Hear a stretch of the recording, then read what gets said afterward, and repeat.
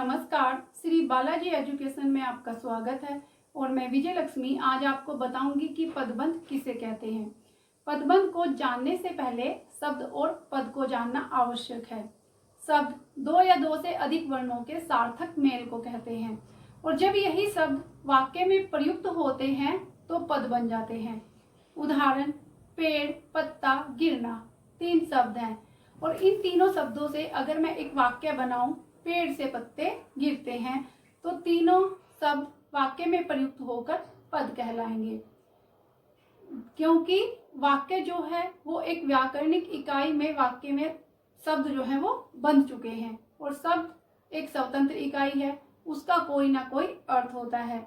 लेकिन जब ये वाक्य में प्रयुक्त होते हैं तो लिंग, वचन, कर्ता के अनुसार इनके अर्थ में परिवर्तन आ जाता है। इनके साथ विभक्ति लग जाती है, सहायक क्रिया लग जाती है, तो इस प्रकार से यह एक व्याकरणिक इकाई में बंध जाते हैं।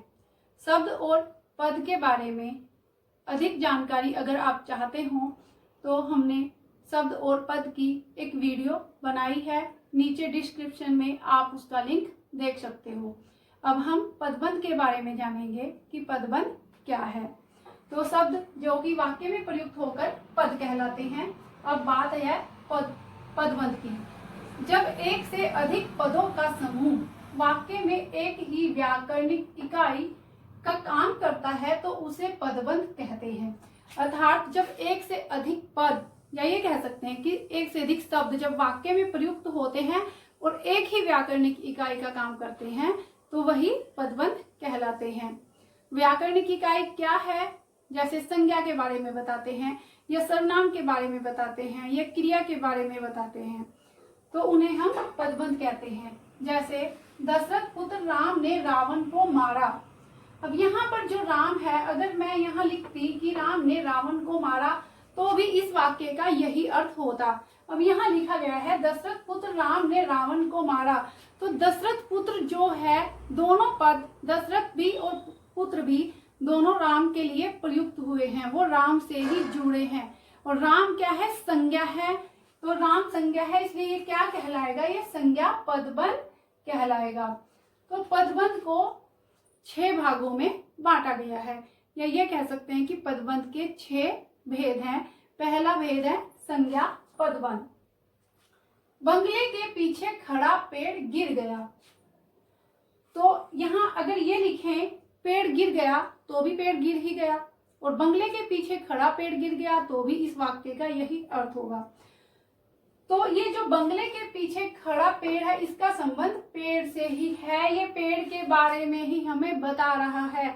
और पेड़ क्या है? एक संज्ञा है, तो इसलिए ये क्या कहलाएगा? ये संज्ञा पदबंध कहलाएगा। जो संज्ञा शब्द है इनसे जानने के लिए इससे जो पहले जो हमारे पद हैं उनको ध्यान से देखना होगा। तो उनसे पहले जो इसके साथ पद जुड़े हैं वही संज्ञा पदबंध कहलाते हैं। अब दूसरा उदाहरण है, सड़क पर गिरी हुई वस्तु को मत उठाओ। तो यहाँ पर वस्तु क्या है? वस्तु संज्ञा है, और वस्तु के बारे में ही यहाँ पर लिखा हुआ है सड़क पर गिरी हुई। ये जो पद है ये वस्तु के बारे में, वस्तु के लिए ही लिखे हैं, वस्तु के लिए ही वाक्य में प्रयुक्त हुए हैं, तो ये क्या कहलाएंगे? ये संज्ञा पदबंध ही यह कहलाएगा। पदबंध का अगला भेद है सर्वनाम पदबंध।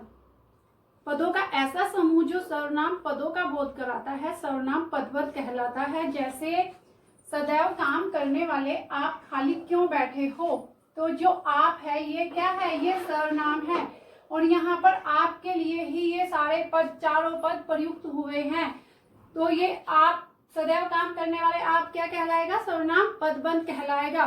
परीक्षा में इस प्रकार के प्रश्न पूछे जाते हैं, या तो वो प्रश्न में रेखांकित कर देते हैं पदों को कि बताइए कौन सा पदबंध है, या कहा जाता है कि इसमें से संज्ञा पदबंध छांटिए, सर्वनाम पदबंध छांटिए। तो इसमें से अगर आपको सर्वनाम पदबंध छांटने के लिए कहा जाए या कोई और उदाहरण ऐसा आए तो आपने क्या करना है? आपने देखना है कि उसमें सर्वनाम क्या है। जैसे इसमें सर्वनाम क्या है? आप है, तो आपने देखना है कि उससे जुड़े हुए पद कौन से हैं, तो वही आपके सर्वनाम पदबंध होंगे। आपने उस पद से पहले वाले पदों को देखना है और रेखांकित कर देना है।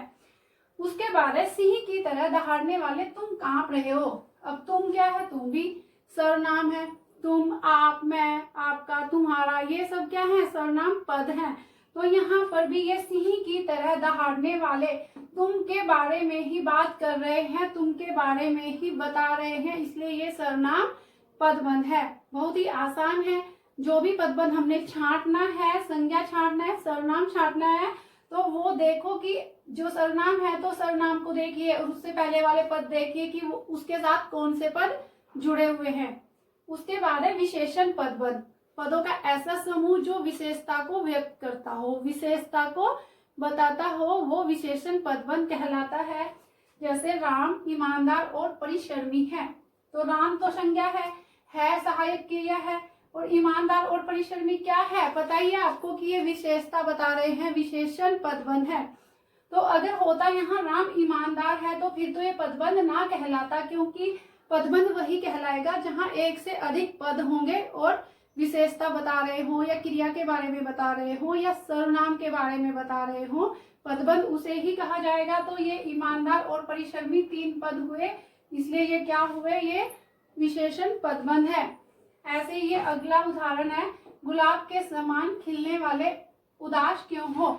ये किसी व्यक्ति के बारे में बात की जा रही है कि तुम तो गुलाब की तरह खिलते रहते हो, अर्थात तुम हंसते मुस्कुराते रहते हो, तुम उदास क्यों हो। तो ये उसकी विशेषता है, खिलने वाले और गुलाब के समान। ये तो आपको पता चल ही रहा होगा कि ये क्या है, विशेषता बता रहा है।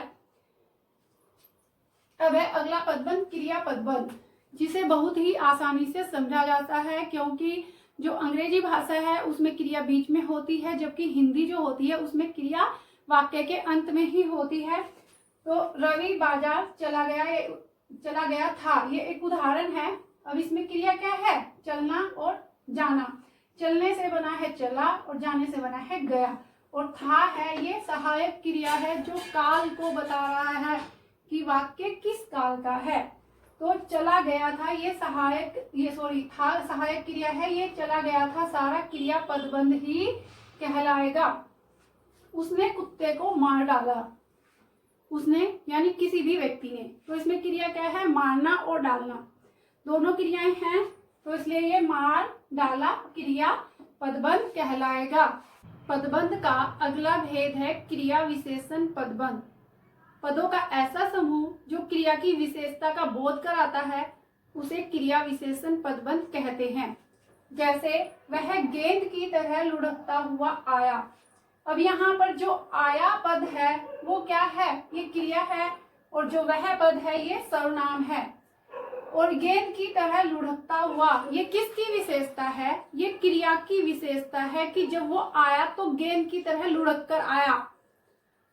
तो इस प्रकार से यह क्या कहलाएगा, क्रिया विशेषण पदबंध कहलाएगा। आप ये मत सोचना कि यह जो है गेंद की तरह लुढ़कता हुआ वह की विशेषता है। अगर वह की विशेषता होती तो क्या होती, वह बहुत चतुर और ईमानदार है, वह बहुत परिश्रमी और होशियार है, इस प्रकार से इसकी विशेषता होती। लेकिन ये क्रिया की विशेषता है, इसलिए क्रिया विशेषण पदबंध है। दूसरा उदाहरण है, वे सब धीरे धीरे जा रहे हैं। अब इसमें क्रिया क्या हो रही है, जाने की, और उसकी विशेषता क्या है, धीरे धीरे। कैसे जा रहे हैं, धीरे धीरे, तो इसलिए ये क्रिया की विशेषता है, ये क्रिया विशेषण पदबंध है।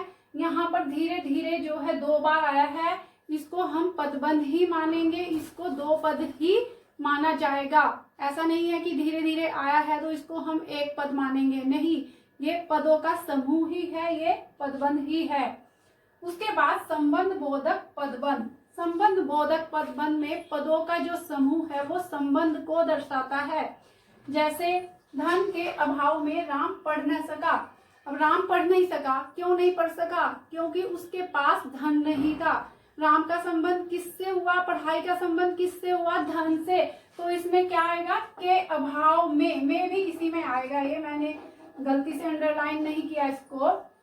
तो के अभाव में जो है ये संबंध बोधक पदबंध है। उसके बाद दूसरा उदाहरण, सारा कार्य नियम के अनुसार हो रहा है। अब यहाँ पर कार्य हो रहा है, कार्य का संबंध किससे है? नियम से, ठीक है, और नियम के अनुसार, तो ये के अनुसार जो है ये संबंध बोधक पदबंध है।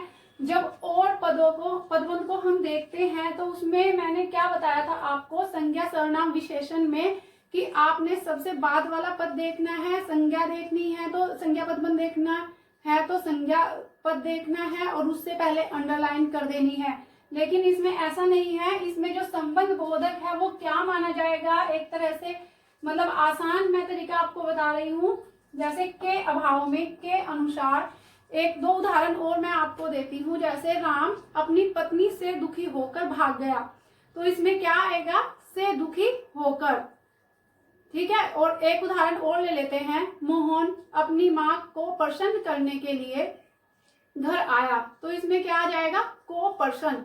तो इस प्रकार से के अभाव में, को प्रसन्न, से दुखी होकर, इस तरह के जो है इसमें उदाहरण आते हैं। यानी हमने के से पीछे को जाना है, आगे की तरफ हमने रेखांकित नहीं करना है पदों को, ये आपने ध्यान रखना है।